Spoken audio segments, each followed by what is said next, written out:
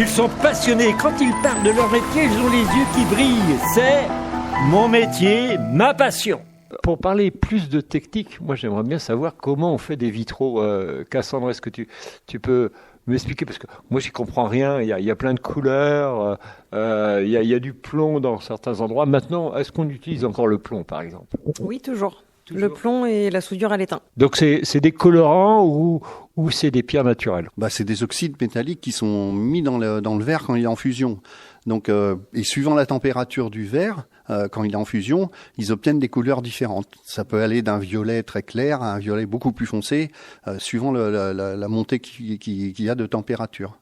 Et ça, c'est au-dessus de 1400 degrés. Il n'y a qu'une usine en France à pouvoir produire ce genre de verre. Et donc, vous utilisez ces ingrédients-là pour faire... ces ingrédients, je ne pense pas que ce soit le mot, mais enfin, ces matériaux, finalement, pour faire vos créations. Alors, parce qu'il y a vraiment de toutes les couleurs possibles. Et puis, je vois également ici une autre composition qui est très, très colorée, mais et qui est très, très épaisse. Et ça c'est très étonnant parce qu'on a l'impression, comme tu disais, le vitrail, il faut pas l'abîmer. Là, on peut envoyer une pierre, il va pas casser, quoi. Non, celui-là, il va pas casser. Le verre fait 2 cm d'épaisseur et là, il n'y a pas de plomb, c'est du ciment. Donc, c'est un vitrail qui a dû être créé dans les années 70, qui était chez un chef d'orchestre en Alsace. Et donc, un jour, le monsieur est décédé, puis son fils a voulu vendre la maison et il trouvait que le vitrail dénaturait un peu la vente de la maison. Et donc, il l'a mis en vente sur Internet et on a été le chercher avec Cassandre en Alsace, tous les deux, pour le ramener ici et l'exposer et puis montrer ce que c'est que de la dalle de verre dans un endroit qui est assez quand même particulier ici, puisqu'il n'y avait pas de dalle de verre. Il y avait des vitraux en plomb. Donc, c'est intéressant de montrer aussi cette technique-là de dalle de verre. Dalle de verre entourée de béton. Oui. Tout simplement. Et puis là, on voit des trompettes, on voit une flûte, on voit un violon, on voit un orgue, et peut-être un piano. Ou est-ce que c'est le piano d'orgue? Je sais pas trop. On peut.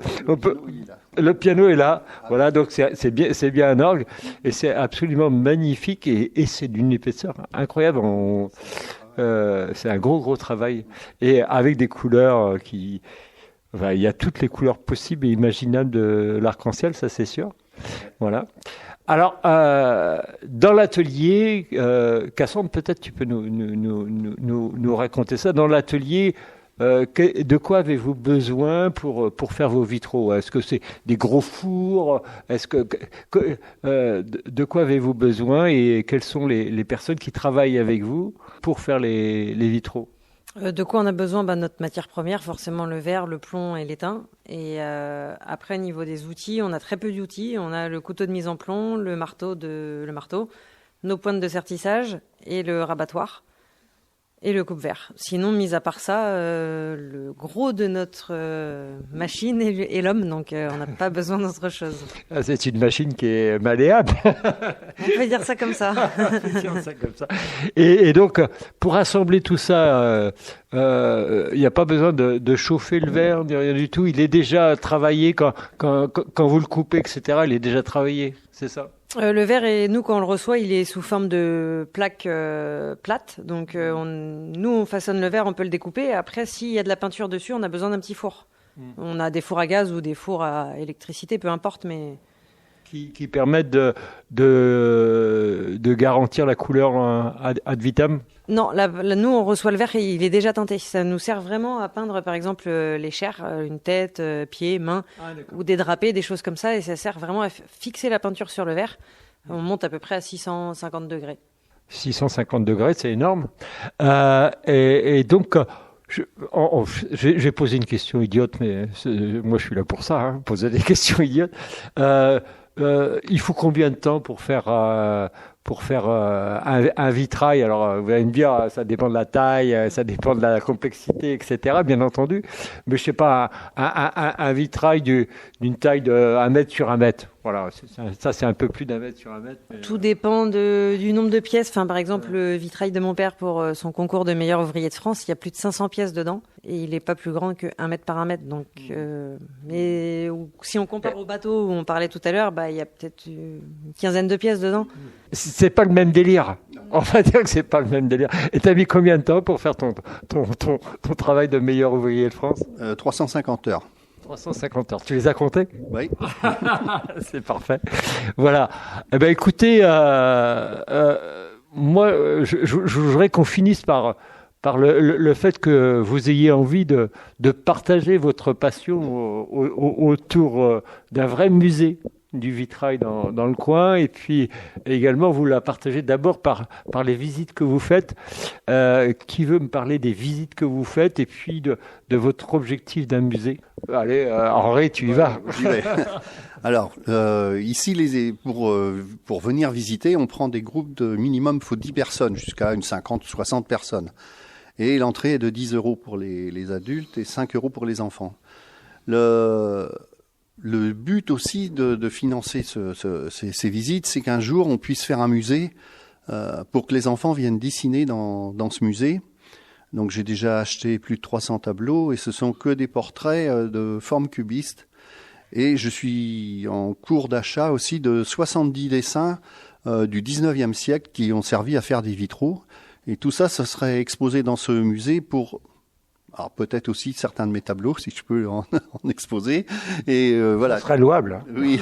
Et ça sera surtout pour que ça sera un lieu, vraiment un lieu d'art, quoi, où les gens viendront et pourront passer des heures à observer des œuvres d'art. Et puis les enfants surtout, les sortir un peu de leur tablette et puis de leur faire prendre conscience de ce que c'est qu'une œuvre d'art. C'est du travail, c'est de la réflexion, voilà. Et ils seront devant des feuilles de dessin et ils feront les traits à l'atelier dans ce musée. Et après, ils iront à l'école et ils feront les couleurs à l'école.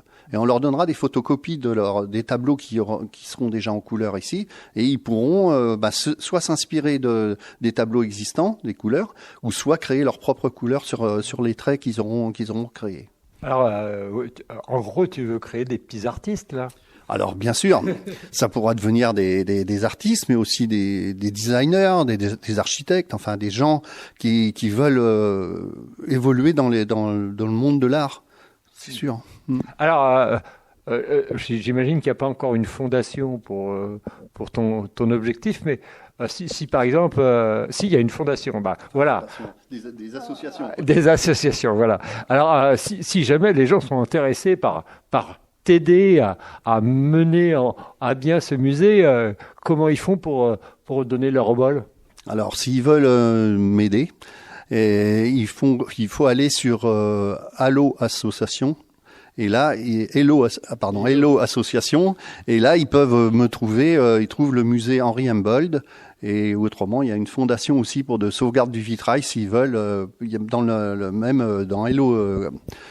Hello Asso, il y a actuellement une association pour la sauvegarde du vitrail qui va servir à sauver un maximum de vitraux puisque les vitraux sont en train de se dégrader dans toutes les églises aujourd'hui à cause du chauffage et du manque de ventilation de ces édifices-là. Voilà. Si vous voulez aider à faire perdurer le rêve du vitrail et puis la luminosité des vitraux, vous pouvez aller sur Hello Asso, pour donner votre bol et aider à ce fonctionnement.